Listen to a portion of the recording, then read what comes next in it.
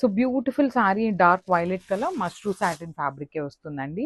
శారీ అంతా కూడా మనకి బుటీస్ అయితే తీసుకొని హైలైట్ చేశారు. చూడండి శారీ ఎంత బాగుందో, క్వాలిటీ కానీ షైనింగ్ కానీ చాలా బాగుంటుంది. మనకి డార్క్ కలర్ కావటం వల్ల జెరీ బుటీస్ అనేది మనకి చాలా నీట్గా ఎలివేట్ అవుతూ కలర్ కూడా చాలా నీట్గా ఉందండి.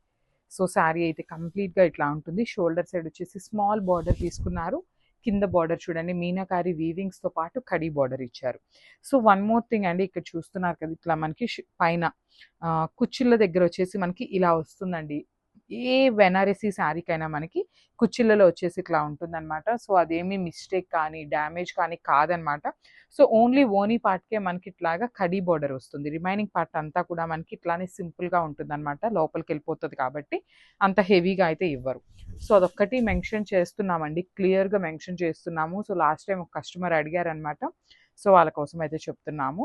సో మనకి పళ్ళు కూడా చక్కగా meenakari with golden colour zari highlight చేశారు.